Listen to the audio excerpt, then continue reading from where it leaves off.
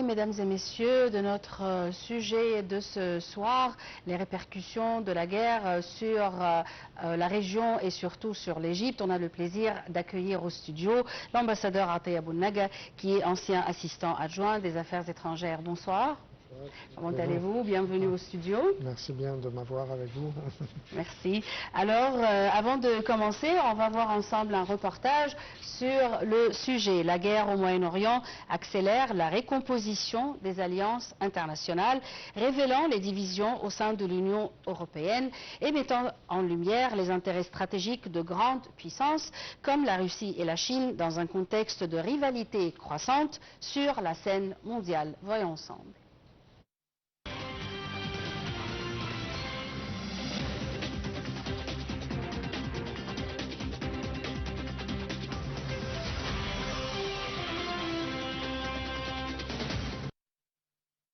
La guerre en cours au Moyen-Orient contribue à une recomposition des alliances internationales, mettant en évidence des divergences au sein de l'Union européenne et révélant les intérêts stratégiques de grandes puissances comme la Russie et la Chine.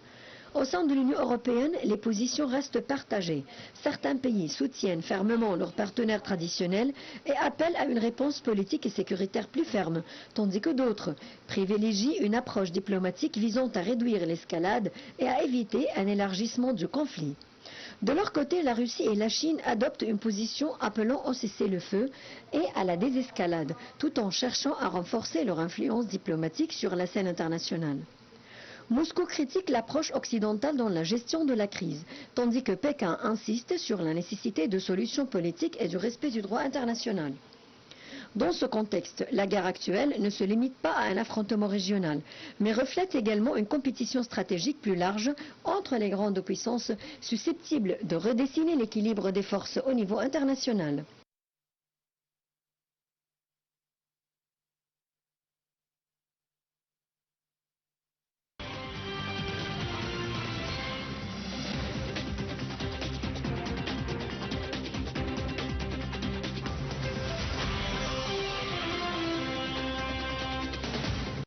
Alors, Votre Excellence, l'ambassadeur Atay Abounaga, comment vous voyez cette divergence de vue? Est-ce que c'est une chose positive ou négative? Bien d'abord, la divergence de vue, on peut en parler que certains pays comme, bien sûr, la France, l'Allemagne, l'Angleterre, c'est-à-dire veulent condamner l'Iran, pensent que l'Iran est complètement responsable de cette escalade et que les attaques iraniennes contre les pays du Golfe sont inacceptables et inadmissibles. Mais bien entendu, il y a d'autres pays comme l'Espagne qui a une position différente et qui a refusé même d'accorder l'autorisation au président américain d'utiliser les bases aériennes espagnoles pour le ravitaillement des avions américains ou bien juste comme escale pour partir vers attaquer l'Iran. Oui. Alors, l'Espagne est contre cette guerre et pense que l'Europe et l'Union européenne et les pays de l'OTAN n'ont pas été consultés avant ces attaques israéliennes et américaines sur l'Iran.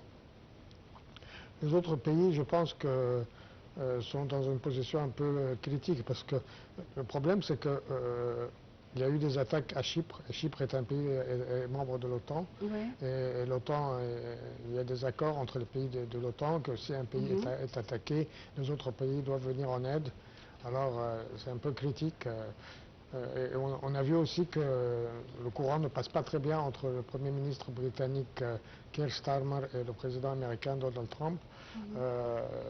Mais c'est-à-dire que, bon, il y a eu quand même une certaine coopération dans le domaine qu'ils vont envoyer les porte-avions pour protéger les bateaux dans le détroit d'Ormuz bien que le président américain ait dit je n'ai plus besoin de vous, Oui. de vos avions, de votre porte-avions, Oui. nous avons déjà gagné la guerre. Alors, tout cela reflète qu'il y a vraiment des visions différentes, qu'il y a que les pays européens, les membres de l'OTAN ne voient pas d'un même, n'ont pas une vision commune de ce qui se passe actuellement là avec les attaques Oui. américaines. On a aussi vu les déclarations du président français Emmanuel Macron qui a déclaré hier préparer une future mission internationale qu'il a baptisée purement défensive. Oui. Il a dit qu'elle va être purement défensive pour ouvrir le détroit d'Ormuz et permettre la circulation du pétrole et de gaz. Comment vous voyez cette déclaration? Est-ce que vraiment ça va être une mission purement défensive? C'est-à-dire que c'est difficile de dire que ce serait une mission purement défensive, parce que si les porte-avions sont l'objet d'une attaque, eh bien elles vont riposter. Alors est-ce que ce sera pas vraiment... ce sera aussi une mission offensive, quoi, dans ce cas-là. Mais je pense aussi que le président français est inquiet, pas seulement par ce qui se passe dans le détroit d'Ormuz, mais aussi par ce qui se passe au Liban. Parce que les bombardements israéliens sur le Liban devient de plus en plus intense, de plus en plus dur à supporter, cause davantage de victimes. Nous avons, je pense, dépassé le cadre de 500 victimes. Elles ont aussi causé le déplacement de près de 500 000 Libanais ou 600 000 Libanais. 10 000. On est arrivé jusqu'à 10 000 déplacements. Ah oui, vous voulez dire la distance ou bien le nombre? Le nombre de personnes. Moi, j'ai lu que 600 000 Libanais seront concernés par ces déplacements, c'est-à-dire au long terme. C'est très grave ce qui se passe là. Et puis, bien sûr, la France a beaucoup d'intérêt au Liban et elle n'aimerait pas quand même que la situation se dégrade davantage là-bas. Et aussi pour le détroit d'Ormuz, c'est clair, bien, tout le monde est inquiet parce que la fermeture du détroit d'Ormuz va causer une crise énergétique mondiale très grave. Oui, effectivement, le président Abdel Fattah el-Sisi, hier, il a fait une déclaration en vidéoconférence avec l'Union européenne. Et il a dit qu'on doit prendre en considération deux pays déjà fragilisés par des guerres, des problèmes internes, comme le Liban et l'Irak. Comment vous voyez cette déclaration du président al-Sisi? Bien sûr, le président Abdel Fattah el-Sisi voulait dire que maintenant au Liban, il y a eu un accord pour arrêter le conflit. Là, quand Israël avait attaqué le Liban l'année passée, et puis il y a eu des accords qui ont été conclus qu'il faut respecter. Normalement, Israël devrait retirer toutes ses troupes du Liban, et Hezbollah aussi devrait s'abstenir de toute action contre Israël et même remettre ses armes à l'armée libanaise. Le président El-Sisi, je pense que le président du Liban, Roun, sont aussi en contact très étroit. Hier et aujourd'hui. Exactement, hier et aujourd'hui. Et je pense que la position de l'Égypte est que nous refusons toutes les attaques israéliennes contre le Liban, contre la souveraineté du Liban. Et en même temps, nous rejetons, nous pensons que ce que fait Hezbollah provoque une escalade du conflit et aggrave le conflit et fragilise. Du Liban, oui, et le Liban est déjà dans une position bien fragile. On aimerait renforcer l'armée libanaise, on aimerait qu'elle ait le contrôle sur tout le pays. Il était question d'une conférence à Paris pour cela. La conférence a dû être reportée à cause des problèmes de cette guerre, de cette dernière guerre. Et aussi, vous avez raison de parler aussi de l'Irak, parce que l'Irak est un pays encore fragile, il n'a pas encore complètement, s'est pas encore rétabli complètement de ce qui s'est passé il y a 20 ans. Et l'Irak maintenant a des problèmes sérieux à exporter son pétrole. Qui représente 90% de ses revenus, avec la fermeture du... Il y a beaucoup de pétroliers irakiens qui sont bloqués actuellement, qui n'arrivent pas à partir. Oui. à cause de la guerre. Oui, l'Iran est entré dans une nouvelle ère avec la désignation de Mojtaba Khamenei comme guide suprême pour succéder à son père. Comment vous voyez ce choix et quelles seraient les répercussions de ce choix? Parce que c'est un choix complètement refusé par les États-Unis et le président Donald Trump. Oui, bien, tout le monde dit, peut-être que j'ai lu, parce que je ne connaissais pas très bien l'histoire de M. Mojtaba Khamenei, mais tout le monde dit qu'il est encore plus intransigeant que son propre père, qui est décédé, qui a été tué par l'attaque américaine. Oui, c'est écrit partout, oui. Oui, oui, on dit qu'il est encore plus intransigeant, plus ferme, plus... alors, ça inquiète bien sûr la communauté internationale, mais le président Trump a dit qu'il ne va pas rester longtemps. C'est une manière d'insinuer que peut-être il sera l'objet d'une liquidation physique. Je ne sais pas ce qu'il a en tête exactement, mais c'est un choix un peu surprenant parce que l'Iran devrait essayer de calmer les choses, mais ça reflète les divisions au sein de l'Iran, parce que nous avons d'un côté le président iranien qui essaie plus ou moins de calmer les choses, qui essaie de s'efforcer, et puis nous avons les gardiens de la révolution là qui ne veulent pas, qui sont vraiment, qui je crois sont derrière la nomination ou le choix de M. Mojtaba Khamenei comme nouveau guide suprême. On a vu les déclarations du président Emmanuel Macron, on a parlé de la situation de l'État espagnol. Comment vous voyez la position de la Russie?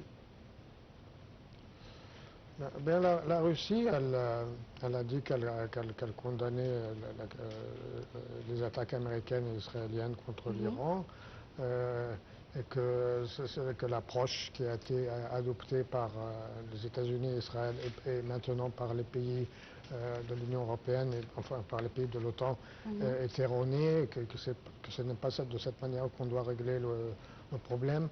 Mais moi je pense que la Russie pense aussi à d'autres choses. C'est-à-dire que pour la Russie, eh bien, cette guerre,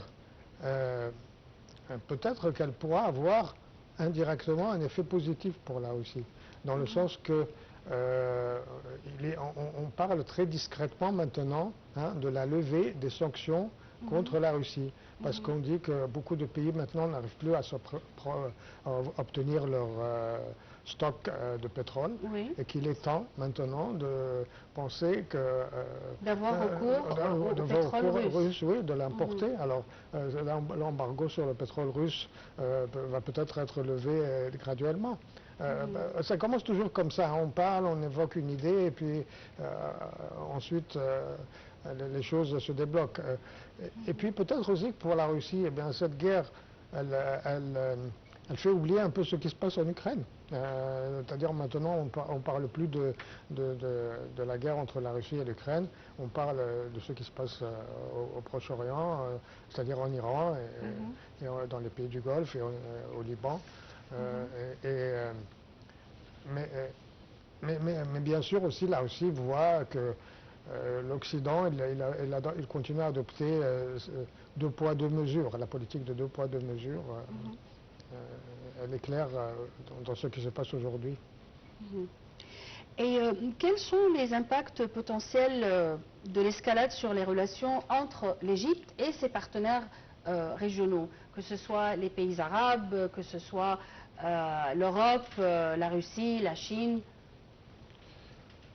Bien, l'Égypte, son Excellence le Président a dit que l'Égypte aimerait encore davantage renforcer ses relations avec tous les pays régionaux et que nous sommes complètement solidaires avec tous les pays arabes qui ont été l'objet d'attaques iraniennes. La coopération va bien sûr s'accentuer, mais pour essayer de faire face aux défis énergétiques surtout et aux défis sécuritaires, parce que ce conflit-là risque d'avoir des répercussions économiques.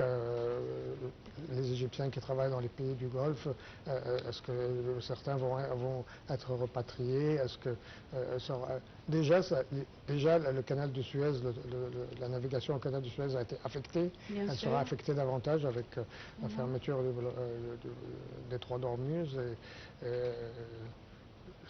Ça complique les choses. Bon, nous avons vu que les prix de l'essence, le prix du pétrole dans le monde et du gaz ont augmenté énormément à cause de ce conflit.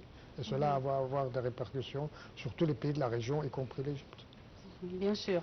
On va voir un autre reportage concernant l'escalade militaire au Moyen-Orient qui fait craindre une guerre régionale ouverte susceptible de déstabilisation pour la région, d'affecter le commerce mondial et bien sûr d'impliquer indirectement de grandes puissances comme la Russie, la Chine ou les États-Unis, soulignant l'urgence de la désescalade ou du recours à la diplomatie. Voyons ensemble.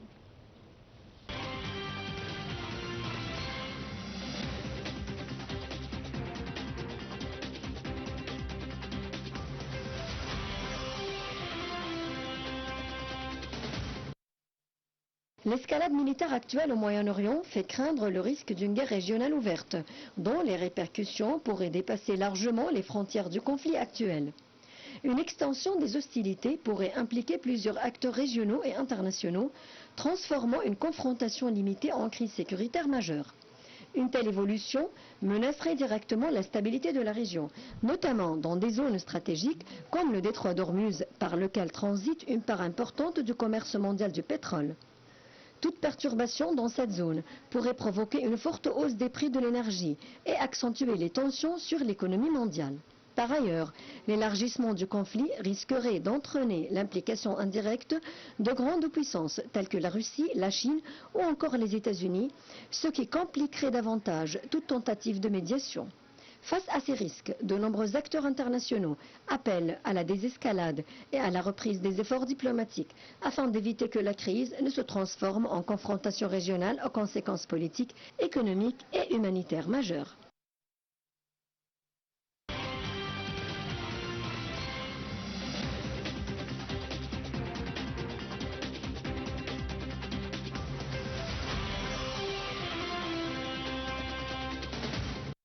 Alors, Votre Excellence, l'ambassadeur Atay Abounaga, est-ce qu'on s'attend à une guerre régionale ouverte? D'abord, ne souhaitons pas qu'elle ait lieu, hein, ça sera catastrophique. Mais tous les pronostics disent que cette guerre-là ne va pas se terminer vite. C'est-à-dire que toutes les analyses politiques, tous les commentaires nous donnent l'impression que cette guerre-là, que le président américain et le premier ministre israélien ont déclenché, eh bien, elle va avoir des conséquences très néfastes, bien sûr, très négatives. Et je ne pense pas qu'elle va se terminer vite. Même le président américain, il a laissé entendre qu'on ne sait pas exactement quand est-ce que la guerre finira. Son ministre de la Défense dit qu'on n'a fait que commencer. Oui, alors qu'est-ce que ça veut dire, on a fait que commencer? C'est-à-dire que ça c'est la première semaine, il y aura semaine 2, semaine 3 ou est-ce que, bien entendu, les risques seront que les choses vont se compliquer. Mais le président Trump a déjà dit on a presque terminé. Il a dit on a presque terminé, et puis on a dit ok, we'll finish soon. C'est très vague. Oui, c'est vague, oui. Oui, ça peut être une semaine, ça peut être un mois aussi. Puis, vous savez, dans la politique, quand on commence une guerre, c'est pas facile de la terminer parfois. Souvent, ça arrive. Ce qui s'est d'ailleurs passé à Gaza. Ça a duré 2 ans. Oui, même en Irak. Ils ont commencé une guerre qu'ils n'ont pas pu terminer. 8 ans. L'Ukraine et la Russie. La Russie a commencé la guerre il y a 4 ans exactement. Jusqu'à maintenant, elle continue. Le conflit d'Afghanistan, il a duré beaucoup d'années. Le Vietnam, tout ça. Alors, cette guerre-là, si elle s'aggrave, si elle continue, je crois que ça sera très négatif pour la région. Et peut-être que d'autres acteurs vont intervenir. On va avoir une sorte d'effet de domino vers d'autres pays. Et ça sera très dangereux. Est-ce que la Russie ou la Chine pourront prendre part militairement dans cette guerre, ou bien la question pourrait être quand vont-ils prendre part dans cette guerre? Je ne pense pas que la Chine soit intéressée à intervenir du point de vue militaire dans cette guerre. Je ne pense pas. Moi, je ne suis pas un expert dans Même avec la fermeture du détroit d'Ormuz et d'avoir des répercussions assez graves sur l'économie chinoise? Bien sûr, la fermeture de la Chine dépend énormément du pétrole du Golfe. Oui. Et la Chine est la deuxième puissance économique du monde et ses besoins en énergie sont énormes. Sa consommation est énorme. Mais je ne sais pas, je vois que les Nations Unies ne sont pas vraiment, n'ont pas proposé jusqu'à maintenant de solution. C'est-à-dire que si la Chine intervient, peut-être que ce sera dans le cadre d'une intervention des Nations Unies, mais c'est aussi difficile parce que les Américains vont faire un veto tant qu'ils n'ont pas réalisé les objectifs qu'ils recherchent. On aura toujours le veto américain. Alors, je ne sais pas. La Russie a déjà d'autres soucis avec l'Ukraine. Alors, je ne sais pas si elle est prête à envoyer à intervenir. C'est très difficile à dire, à mon avis. Est-ce que la pression de la rue, de ces grandes puissances, pourrait mettre fin à cette guerre ou à changer la vie des leaders de ces grandes puissances, peut-être? Peut-être la pression interne, oui, dans le sens que l'opinion publique aux États-Unis, en Europe, l'opinion publique, les parlements, les médias. Exactement, les NGO, les parlements, les médias. Si ils continuent à faire pression, c'en est assez, il faut arrêter, on ne peut pas continuer ça. D'ailleurs, on a vu cet exemple avec ce qui s'est passé à Gaza, parce qu'il y a eu quand même une très forte opinion publique européenne contre la guerre, contre les exactions de l'armée israélienne, du gouvernement israélien, les crimes de guerre, le génocide, tout ça a été dénoncé par des pays qui autrefois étaient plutôt pro-israéliens. Alors, l'opinion publique peut jouer son rôle. Le problème des médias américains, c'est qu'ils sont un peu... ils ne donnent pas toujours la vision correcte de ce qui se passe. Est-ce que cette guerre affecte énormément les négociations israélo-palestiniennes ou bien la deuxième phase du projet de Donald Trump pour Gaza?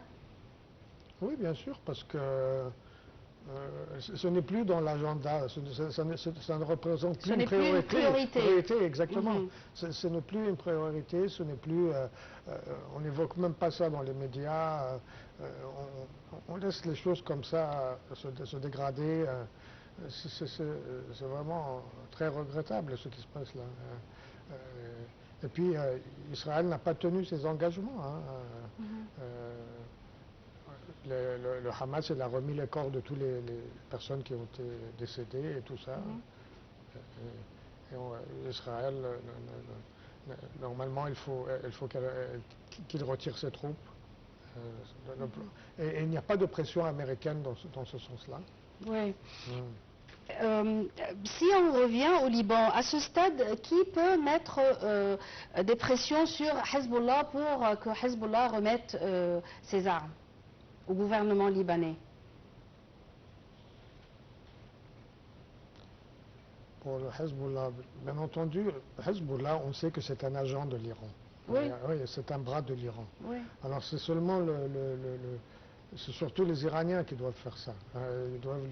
Et surtout que le Hezbollah est maintenant affaibli. C'est-à-dire les attaques israéliennes contre le Hezbollah ont décimé quasiment le Hezbollah. Oui. Ils ont tué le chef spirituel Hassan Nasrallah, les grands leaders de Hezbollah libanais ont été tués tous. C'est un mouvement qui est devenu faible, mais qui continue à faire une certaine résistance. C'est-à-dire qu'il faut qu'il y ait une pression de la part de l'Iran, mais aussi peut-être qu'il faut qu'il y ait un dialogue interne au Liban même, que le gouvernement agisse.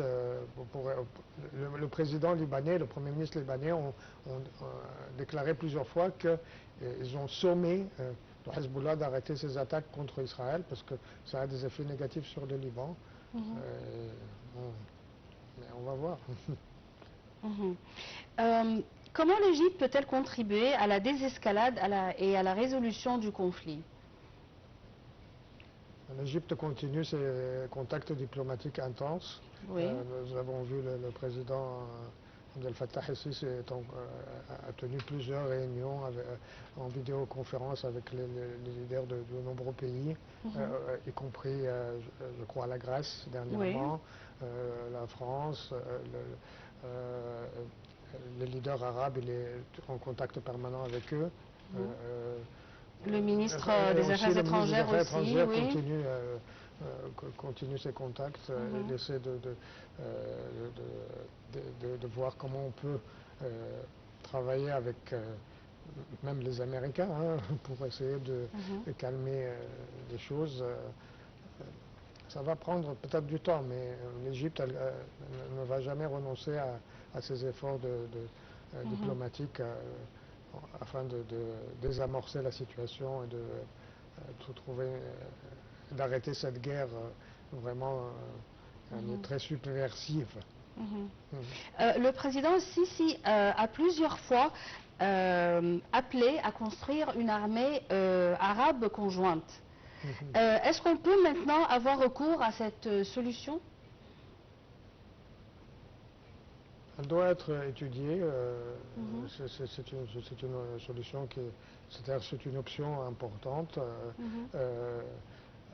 Mais surtout avec, je pense, les pays du Golfe peut-être devraient coopérer, peuvent coopérer avec l'Égypte dans ce domaine. Je ne suis pas sûr si il y a certains pays arabes, bien sûr, qui ont des problèmes internes, mais on peut commencer avec les pays du Golfe, peut-être la Jordanie aussi. Nos relations avec la Jordanie sont excellentes, alors c'est une solution qui doit être, bien sûr, discutée, analysée entre les partenaires, entre l'Égypte et ses partenaires du Golfe et la Jordanie. Peut-être l'Irak aussi. À votre avis, est-ce que cette armée arabe conjointe doit avoir aussi des effectifs du Maghreb arabe, peut-être? Pas seulement des pays du Golfe? Oui, pourquoi pas, mais les pays du Maghreb, j'ai l'impression qu'ils se sentent un peu éloignés de cette crise. C'est-à-dire que, surtout, vous savez, les pays du Maghreb, c'est la Tunisie, l'Algérie et le Maroc.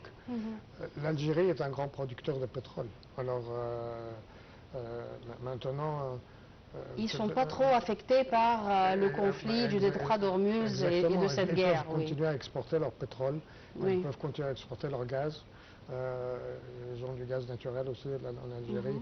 Alors, et puis l'Algérie a toujours été un peu... peut-être réticente sur le plan militaire. Je pense que la politique du gouvernement algérien est de jamais engager l'armée en dehors des frontières algériennes.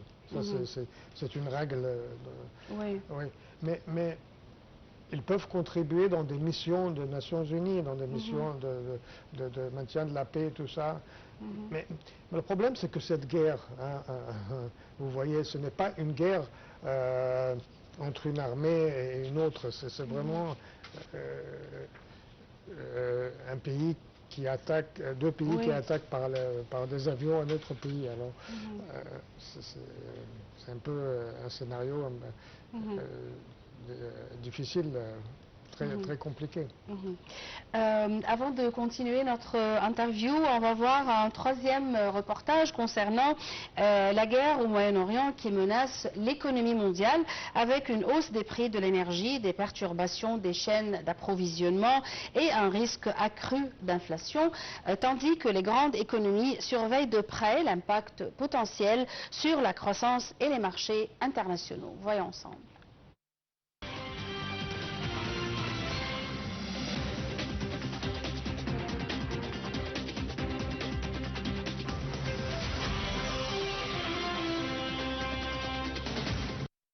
La guerre en cours au Moyen-Orient pourrait avoir des répercussions majeures sur l'économie mondiale en raison de l'importance stratégique de la région dans les marchés de l'énergie et du commerce international. L'un des effets les plus immédiats concerne la hausse des prix du pétrole et du gaz, notamment si les tensions affectent les routes maritimes vitales comme le détroit d'Ormuz par lequel transite une grande partie des exportations mondiales d'hydrocarbures. Cette situation pourrait également entraîner une augmentation de l'inflation mondiale, déjà fragilisée par les crises économiques successives, ce qui pousserait plusieurs banques centrales à maintenir des politiques monétaires strictes pour contenir la hausse des prix.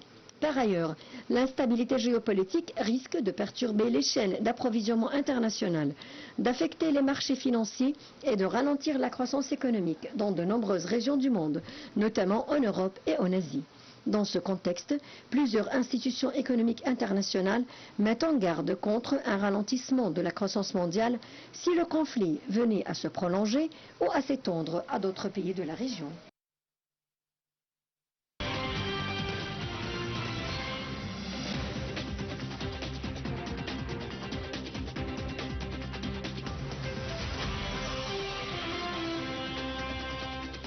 Alors, l'impact de cette guerre n'affecte pas seulement économiquement les pays touchés, mais bien sûr tout le monde et l'Égypte. Comment vous voyez ce problème économique? Bien sûr, parce que ça se reflète surtout sur les coûts de l'énergie. Ils vont augmenter. Et quand les prix de l'énergie, de l'électricité, du gaz, du pétrole, de l'essence, tout ça augmente, eh bien ça provoque une inflation très forte, inflation des prix de consommation, des produits de première nécessité, des services, de toute action. C'est-à-dire que même la logistique, les frais de logistique pour le transport augmentent. Les produits de base, les prix augmentent, les services augmentent. C'est une inflation générale. Et puis, à mon avis aussi qu'il y a un autre impact, les migrations aussi, avec cette guerre. Peut-être que nous allons faire face à une complication du problème des réfugiés, pas seulement en Égypte, mais dans toute la région. Et bien sûr, peut-être aussi, je me demande si les redevances que nous obtenons des Égyptiens expatriés vont être affectées par cette guerre. Parce que maintenant, il y a des pays qui commencent même à baisser leur consommation d'énergie, comme l'Inde. L'Inde a décidé de baisser sa consommation de pétrole de 20% pour essayer de faire face aux problèmes que va susciter la guerre, que va provoquer cette guerre. On s'attend toujours à un rôle majeur, effectif de la part de l'Égypte dans n'importe quel problème dans la région. Comment, à votre avis, vous voyez ce rôle joué par l'Égypte ces jours-ci? Bien, comme nous l'avons juste dit, c'est-à-dire que l'Égypte multiplie ses contacts diplomatiques. Peut-être que Son Excellence, le Président, va lancer une initiative, je ne sais pas, pour essayer de désamorcer la situation. Nous avons vu d'autres exemples de cela avec les conférences que l'Égypte a organisées lors du conflit de Gaza et les plans que l'Égypte avait proposés pour résoudre le conflit. Alors, oui, bien sûr, l'Égypte a des cartes à jouer. Je pense que peut-être qu'on peut travailler avec les pays arabes et avec les pays de l'Organisation de la coopération islamique pour essayer de proposer, de trouver une issue à ce conflit, comme si c'est déjà passé avant. Au terme de cette émission, je vous remercie infiniment, l'ambassadeur Até Abounaga. Je répète que vous êtes ancien assistant adjoint des affaires étrangères.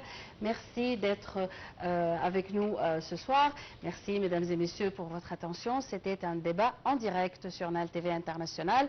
Dans quelques minutes, un journal au complet en langue anglaise.